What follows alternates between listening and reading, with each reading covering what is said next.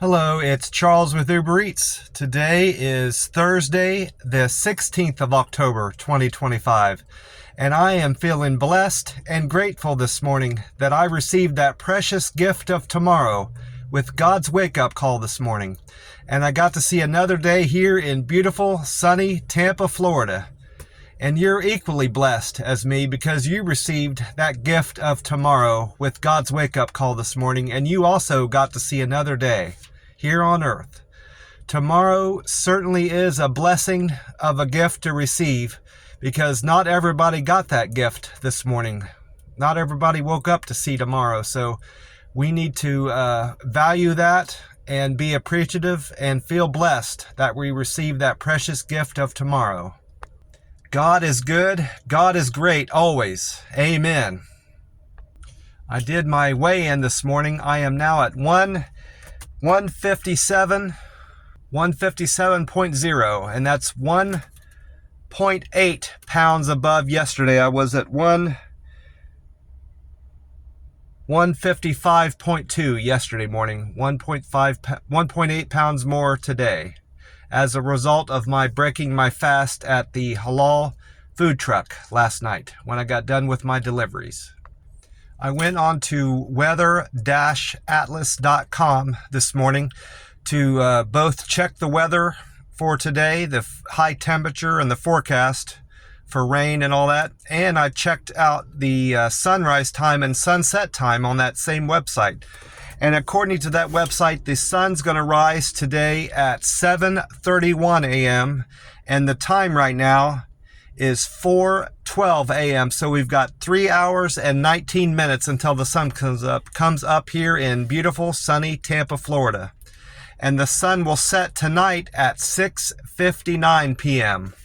That's the first time this fall that the sun will be setting in the 6 o'clock hour until we reach daylight savings time, which is the 2nd or 3rd of November. It's the first Sunday of November anyway, so it's not too far away, about 3 weeks, give or take. I'm still sitting at one of the pumps here at the Circle K that I like to go to, and I've been inside and got my free cup of ice just recently. It's not even really started to melt yet. I've got it in my Thornton's cup. Full cup of ice, free ice. And this morning, I went with this Monster Rehab tea and lemonade. Decided to have that this morning. As of last night, I had 2 cans of this tea and lemonade. No, I had 3 cans of tea and lemonade and 4 cans of Wild Berry. I bought more Monster drinks at the Circle K on Gibsonton Drive in Gibsonton, Florida. And I ended up doing a Google review of that place. I gave them rave reviews. The store was clean. It was well maintained. The associate there at the counter was friendly. They greeted me when I walked in, and they were pleasant when I checked out with them. And I cashed in that $2 winning ticket that I had been holding on to. Wasn't intentionally holding on to it. I just forgot to cash it in. And I traded it in for this $2 win-it-all ticket. So I'll be scratching that off tomorrow, Friday the 17th. I'll be scratching that one off, and this morning, I'm scratching off this Gold Rush ticket. This $1 Gold Rush ticket. It is number 169 on the book. So now I'm down to 2 teas and lemonades rehabs and 4 Wild Berry at the camper. And this particular can, I haven't looked at the date on it yet. It says F2530. So that means F is the 6th letter of the alphabet. So that means this can was produced on June the 30th, 2025. So July, August, September. It's over 3 months old. 3 months and about 3 months and 2 weeks. A little bit over 3 months and 2 weeks old. So not bad at all. It's still a pretty fresh can. These cans, if they're kept optimally, which means at room temperature and they don't have any dents in them or damage to the can. They can be good up to 2 years. So I always keep that in mind when I look at the dates. Even if a can is more than a year old and is going on 2 years old, as long as the can isn't damaged and you can assume that it was kept in favorable conditions, you can still drink it if it's less than 2 years old, these Monster Rehab drinks. I'm going to go ahead and crack that can open and get some drink. I'm kind of thirsty. I can manage not to spill it everywhere.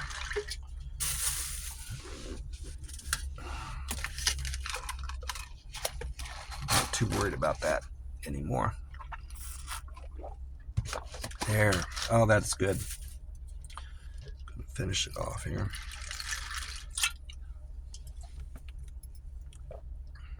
I checked GasBuddy.com and AAA.com to find out what the average gas prices are in Florida and the United States. And as of this morning, they are reporting, GasBuddy's reporting the Florida state average is now at $2.95. That's a penny cheaper from yesterday. They were reporting the Florida state average was $2.96 yesterday. And the gas here at this Circle K is now down to $2.85. And yesterday it was $2.79, so it has went up 6 cents from yesterday. So that's different than the Florida state average has went down while this one's went up. And then AAA is reporting the national average of gas is $3.06. That's a penny cheaper. Also a penny cheaper, just like the state averages went down. It's went down nationwide a penny. So this Circle K is better than the national average by 21 cents. And it's better than the state average of Florida by 10 cents. So this this gas station remains a better place to buy gas in general. It's close to my camper, so that's a bonus. That Circle K that is by my camper is actually up in the threes. It was $3.06, $3.05 or $3.06, so it was quite expensive compared to this Circle K. So it would be good, it would be advisable of me never to buy gas at that Circle K unless I'm desperate. The one by my camper, at least. I did manage to buy a Powerball ticket yesterday. I bought it at that Circle K on Gibsonton Road in Gibsonton, Florida, along with those tickets. That ticket I bought and exchanged, and the Monster drinks. I bought this Powerball ticket. I bought it at 2:11 p.m. yesterday on the 15th, and I did not hit a single number. The winning numbers from last night's drawing, Wednesday the 15th, were 10, 13, 28, 34, 47, and the Powerball was 15. And no one has hit the Powerball. I checked that out also on the website. Everything was up to date on the website. Unlike Monday morning when I checked it, nothing was up to date. It's now at, the jackpot is now at $295 million for Saturday night, October the 18th drawing. So I'll need to buy another ticket here before too long. And I need to remind my cousin to buy a ticket. Let her know the jackpot's getting up there. She likes to hear about the jackpot prize, and she likes to have me remind her to buy a Powerball ticket because she forgets. I assume as much anyway, that she likes to hear about it. Like I said, I went on to that weatheratlas.com, weather-atlas.com. I like that website a lot. Their weather reports are very accurate, because I've been comparing what they said it's going to be with what it actually happens, and it's been very close to what weather we've been receiving here in Tampa. And I also like it because it's thorough. And third reason I like it is because they also tell you the sunrise time and the sunset time, so I don't have to go to another website to get that. So I think I'm going to like that website. They are reporting that Thursday, the 16th of 2025, Tampa will see mostly sunny skies, a high temperature of 88 degrees and a low of 68 degrees with northeast winds of 9 miles an hour, and there's a 0% chance of rain here in Tampa, Florida. And I also caught a couple weather reports on the radio. I listened to all day yesterday. I listened to 95.7 WDAE. It's a local Tampa station. And they have a lady I've never heard of before. I just recently started listening to that radio station, but it seems to me that they have a regular weather woman on there. At least they use her. She might be affiliated with other radio stations, but they use her on their station nonetheless. Her name is Amy Snyder. And Amy Snyder said that Thursday will be sunny and hot, and we're going to see a high temperature of 89 degrees. So she's saying it's going to be a degree warmer than weatheratlas.com said. And then that was at the 4 o'clock hour. And then they had her back on at the 6 o'clock hour. Amy Snyder said it's going to be sunny and hot the remainder of the week. That's what she said at the 6 o'clock hour. And through the weekend, it's still going to be sunny and hot. And there's no rain in the immediate forecast. Even through Sunday the 19th, she's not seeing any rain in the forecast. And then I went on to this YouTube channel when I got back to the camper. Fox 13 Tampa Bay. It's the YouTube equivalent of the news and weather that I watch on my smart TV. And Fox Tampa Bay 13 video, I watched their video it's titled "Tropics Could Get More Active as the End of the Season Approaches." And basically the gist of that video was the weatherman's, I don't know who the weatherman was. He didn't introduce himself in the video. And I looked through the description of the video, underneath there, and it didn't say his name. So I'm not sure who it was, but it's obviously a weatherman from that news and weather that I watch on Tampa 13. I've never seen him on TV, so I'm not sure. At some point I'll figure out who he is, I'm assuming. But he said that that video explains that by tomorrow, Tropical Storm Lorenzo will be all but done by barely maintaining a 40-mile-an-hour winds. He described, and then he went on to describe that system that's brewing in the South Caribbean. This guy is describing that as waves, and it's not just favorable conditions anymore. There's actually waves down there that have a great potential for becoming tropical storm, some sort of tropical storm. But they're still saying it's only a 40% chance of developing into a tropical storm. But I think once you start seeing waves like that, and all the other storms that I've seen have started off as waves, then they've all become at least tropical storms or tropical depressions and have been named something. So we'll see how this plays out. He said that we'll know more in the next 7 days, which means the 23rd or 24th of October, we'll know whether or not these waves have become tropical storms by that point. I don't think it's going to make landfall in the United States anywhere, possibly Mexico. It's already so far west. These waves are already so far west that I don't foresee that they're going to arc back and hit the United States. If they hit anything, it's going to hit Mexico, from the looks of it anyway. And then back at the camper, I caught the 912. They had Paul Delegato on there on the 9 o'clock hour, but it was previously recorded. It was from the 7 p.m. broadcast, but this was at 9:12 I saw this. Paul describes mild temperatures on Thursday and a high of 88 and a low of 68. So he's in agreement with the forecast that weatheratlas.com put on for Tampa. And he's saying that there's no rain at all in the next 7 days of his forecast. So no, we're not going to see any rain here in the Tampa area for the next 7 days. We're in quite a dry spell. I'm going to go ahead and scratch off this Gold Rush ticket, number 169, and I've got my lucky wheat penny to do that with. See, I haven't even read the rules on this to see what it takes to win, but it looks like it's pretty simple. There's a winning number and then 5 numbers, so it's really just like that other $500 a week for life ticket, just it's set up differently. So the winning number that I need to match on this ticket is number 9. And then it says get a 2 times, 5 times, or 10 times and win that amount towards your prize. So if it's, it doubles it, 5 times it, or 10 times it. That's good. So my first of my numbers is a number 1, so that's not going to win anything. I'm not going to win $20.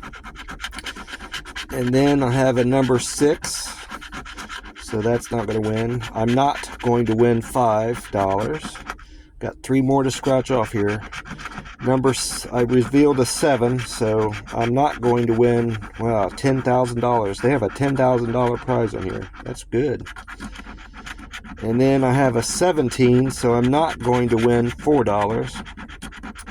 And then my last chance here is a number 11, so this is not going to be a winner. I'm not going to win 40.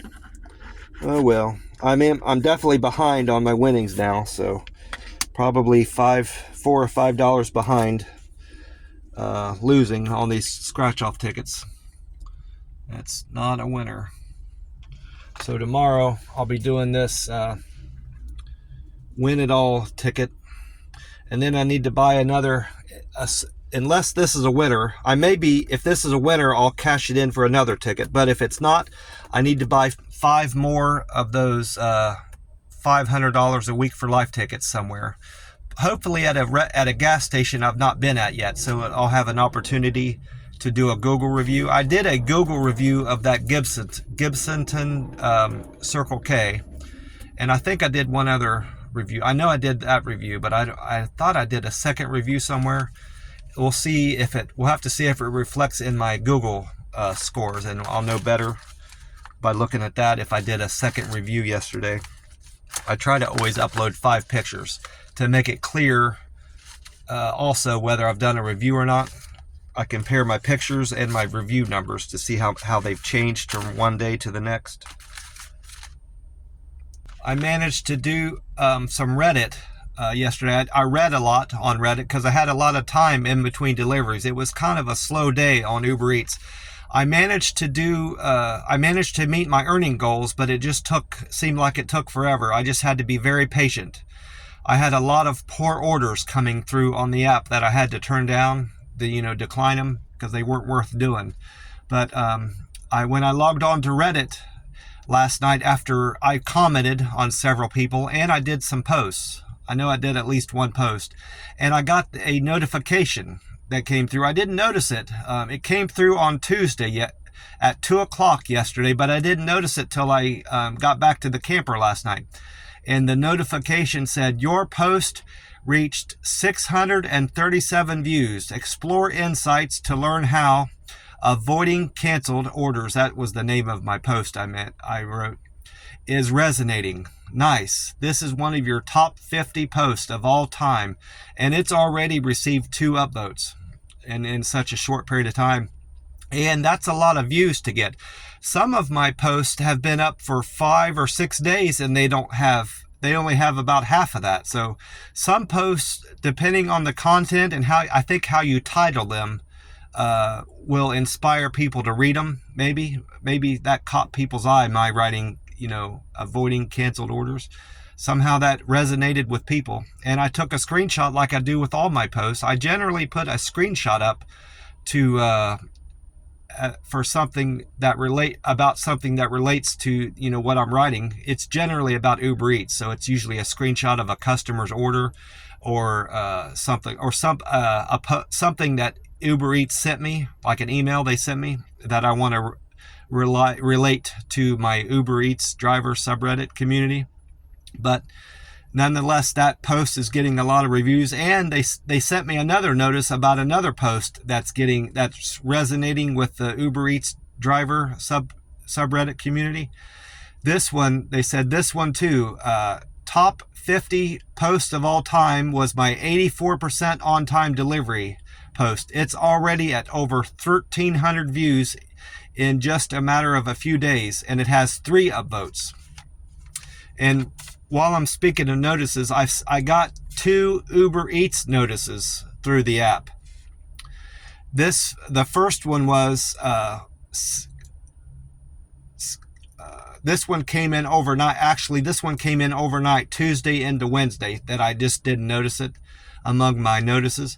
It says, wow, a $30 tip. Charles, take a bow. You got a $30 tip. You're setting a high bar with your fantastic service, and customers are noticing. Your service is always front and center. So that was good to hear. I actually do remember that that $30 tip. Most of these I don't recall, when they came in, and sometimes I doubt if I actually received that tip, but that one I do remember. And then the second notice I got from Uber. I'm not sure what time this came in. I think it came in the afternoon yesterday. It was fairly recent. It says, celebrate your contributions. Your map contributions are helping other drivers. Thanks for being an active Uber Eats Maps user. So far you have submitted 555 notices, and these reports are important. Your reports help keep trips running smoothly, safely, and reliably, supporting thousands of other drivers like yourself. Those reports they're referring to, if there's traffic, you're supposed to get on the Uber Eats. There's a section in Uber Eats that you can get on and report heavy traffic. If there's police activity where they're catching people for speeding, there's a button for that. And there's a button for accidents. If you see an accident or something in the road. There's another one that I can't remember. There's something in the road, heavy traffic, police, catching speeders. And there's another one in there. I can't remember what it is, but if the app sends you on a wrong directions, if the app tries to send you down a road that's closed, there's a button for that too, but I haven't had to use that yet. I almost forgot I wanted to mention a couple comments I got on that Reddit post I made, ready for next stop. The app has recently stopped using having us drivers hit the button that says, are you ready for your next stop? They must have gotten a lot of complaints from restaurants and from drivers about that, because it was really repetitive. We already accept the order by sliding the button over, and the restaurants are familiar with that step, that process. So a lot of restaurants will ask me to slide the button over to show that I've accepted the order, and that tells them I'm not going to steal the order, which I wouldn't do that anyway. But now, until recently, the last couple weeks, they've added this step in where you actually aren't accepting the order until you're actually in your car and driving away from the restaurant. And I'm assuming that was to help us drivers with our drive time and helping us meet that drive time expectations better. But now they've taken it away. I didn't have a single order yesterday where it asked me to that it asked me to hit a button saying I was ready to move on to the next stop. So they must have decided that was a bad idea, and I wrote a post about that. I wrote, did they remove the ready for the next stop button? I have done 4 deliveries today, that was yesterday, and it hasn't asked me yet. And that's already gotten 4 upvotes. People are liking that Reddit post I made. And that was just in the first hour. I got 4 upvotes. I haven't checked it this morning. And I had 2 comments as of the time I checked it. I might have more by now, but Friendly Jack in a Box, that's what he goes by, his handle. He wrote, it's been sporadic for me. Might be dependent on the restaurant, whether or not you have that button pop up on your phone. I don't think that's the case. I don't think it has anything to do with the restaurant. He also wrote, I've had it appear and not appear today, and I'm on the 4th delivery. And then Stacy Loves You wrote, I only had it on my first order last night. So she's apparently has noticed it dropped off her app too, because she only had it one time the whole night last night. So I'm thinking they've done away with it. It might have just been what they call a beta test, to see how it works, if it's going to work out in certain markets, and if drivers like it, and how restaurants are responding to it. And they must have found out that it wasn't working, so they decided not to go forward with it. I did, of course, check out my metrics on Google, and my Google reviews went up 1. So I must have only done the 1 review. I thought I did 2 yesterday. I know I did 1 at that Circle K in Gibsonton. So I'm now at 237 reviews. I was at 236. My points went up 36. So that sounds like 1 review to me. I did 5 pictures. That would be 25 points, and I got 1 point for giving them a 5-star review and 10 points for the, writing out the review. So that's probably just 1 review. I'm showing 633 pictures uploaded. That's 3 more from yesterday, but I did 5 pictures. I know I posted 5 pictures from that Circle K, so that does not make sense. It should be an even 635, if anything. My picture views went up a lot yesterday. They went up 34,963. I'm now at 2,483,906 people have viewed all my pictures that I've posted on Google. So that's a lot. And my Reddit scores are remained the same, because I have not had any Reddit activity other than yesterday. I had not been on Reddit to do anything in a few days. So what I did yesterday will get updated at some point today, and I'll see those numbers change probably when I do tomorrow's video. And then my Uber Eats scores all improved yesterday.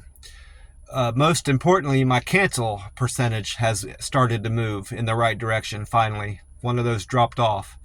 My Deliver with Care improved by 1 to 370.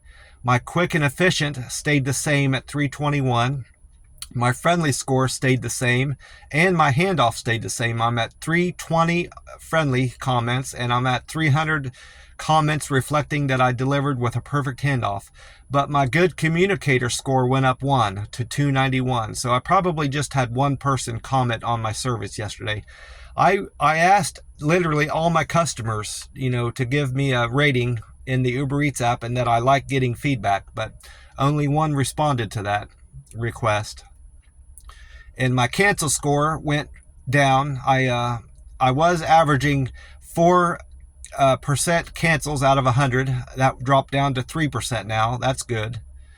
And then my on time has gotten worse, unfortunately. I was at 85% on time arrivals at restaurants and customers' houses. Yesterday, I averaged 83% of the time I did that. And then my acceptance I'm not going to say it got better, because it's not good or bad. It's just whether or not I take an order. That's entirely up to me. But I accepted 74% of the orders that came through the app yesterday. And the day before, I was accepting 72%. So that just tells me, in general, they were giving me better offers to take yesterday, is all that means. And now with my deliveries, I did 12 deliveries yesterday, and one of that was still, I didn't do any doubles. I did a double, but I wrote it down separately. So I had 12 customers, but 3 and 4 were actually a double, if that makes sense.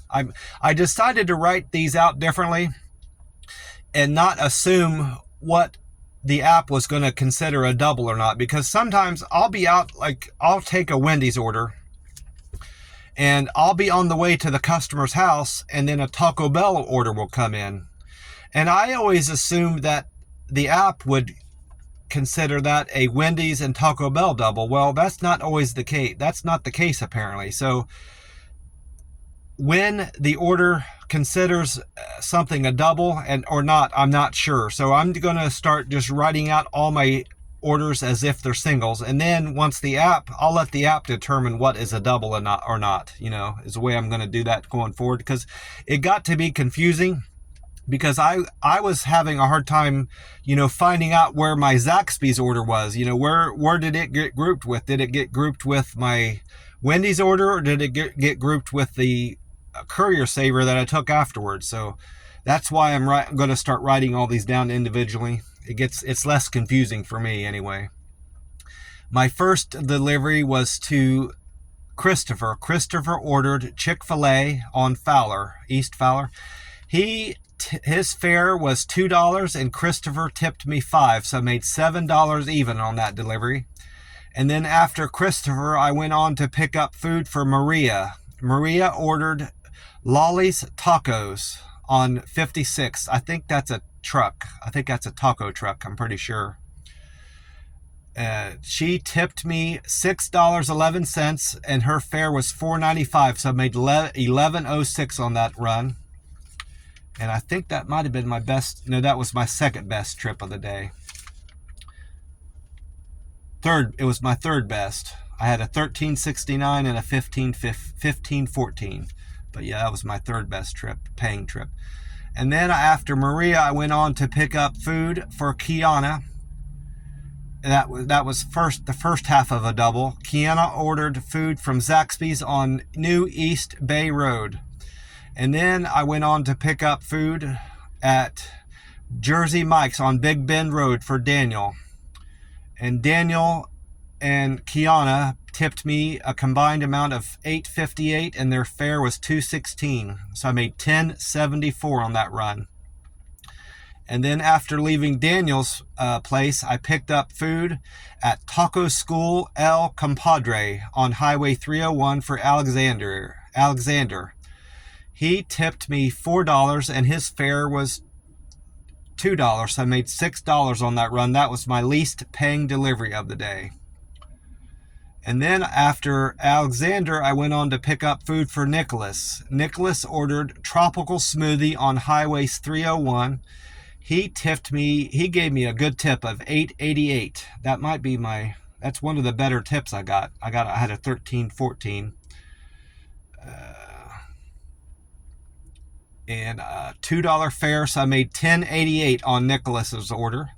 And then my seventh trip was for Kay. Kay ordered McAllister Deli on Theater Drive. That was the first time. I've been to McAllister Deli before, but that's the first time I've been at that location, Theater Drive. I would have remembered that street name. I made $5.08. So no, I was wrong about that being my least paying trip. It wasn't $6, it was at $5.08 for Kay. She tipped me $1.10 and the fare was only $3.98. And then after Kay, I went on to my eighth delivery for John. John ordered Fat Burger on Upper Alafia Court. I've never been to that Fat Burger before. I think there's Fat Burger out in Las Vegas. I've been to those, but not one here in Tampa yet. I'm pretty sure it's called a Fat Burger. I'll have to look into that. I'm curious now if that's what that place is called. I went to a lot of those in Las Vegas. I think it was called Fat Burger. Well, anyway, John tipped me $5.15 and the fare was $2.18. So I made $7.33 on that run. And then my ninth trip was for Jimmy. Jimmy ordered Taco Bell on Highway 301. His fare was $2 and he tipped me $7.95, so I made $9.95 on that delivery. And then I had three more. I had number 10 delivery was for Rusty. Rusty ordered Steak and Shake on Bloomingdale Avenue. Rusty gave me the best paying trip of the day. He tipped me $13.14 on a fare of $2, so I made $15.14 for Rusty. Thank you, Rusty. I appreciate you. And then I went on to pick up food from the Pizza Hut in Gibsonton for Victor. Victor's fare was $4.67 and Victor tipped me $3, so I made $7.67 on that delivery. And then I went on to pick up food for Kim. This was my last run of the day. Kim ordered pizza also, just like Victor did, but this time this place was called Justin Pizza on Highway 301. And Kim originally tipped me $8.69 and her fare was $2, so I was scheduled to make $10.69 on that delivery, but Kim must have been impressed with my delivery skills and she increased my tip by $3. And she's probably one of the people that increased my metrics too. She gave me a good score, good review. So I ended up making $13.69 from Kim's order. So thank you very much, Kim. I appreciate that. Well, I'm going to get off here in a little bit, go in and get my coffee at the McDonald's, and then try to get in some fantastic deliveries with the Uber Eats app. I want to remind you that if you're struggling with anything, bills, family problems, marital problems, problems with your kids, job problems, debt, drug abuse, alcohol addiction, anything like that, pray to God and talk to God about it, and believe in God. Believe that He can help you with your problems, and He most certainly will. My belief in God and my leaning on God when I was in hard times helped relieve me of the horrible grip that alcohol addiction had on my life. I started drinking well before I was even old enough to drink, and I drank too much and too often, even before I was legal to drink. And I continued to drink into my adulthood and into my 40s. I drank my whole life, and until September 1st, 2022, alcohol was ruining my health, put me in a really bad way and making me make bad decisions in life. And my belief in God and my praying to God and my following Jesus has relieved me of the horrible burden alcohol had on me and the grip it had on my life. And I owe my breaking that addiction entirely to God and my leaning on God when I needed Him. He was there for me, and He will be there for you too if you only believe in Him and trust in Him and pray to Him when you're bad off and need help. Rely on God, and He'll be there for you if you believe in Him. And I want to encourage you to allow Jesus Christ into your life and believe in Jesus Christ and believe that He died on the cross for our sins. And having Jesus in my life has improved my life greatly. And I owe a great debt. We all owe a great debt of gratitude to Jesus Christ, because He fell on the cross for us and He carries the burdens of all our sins. And I just want to encourage you all, if you're bad off and need help, rely on God and pray to God, and He'll help you with any of your problems, big or small. It doesn't matter. God loves you. Amen. I'll get off here, and I will talk to you soon. Bye for now.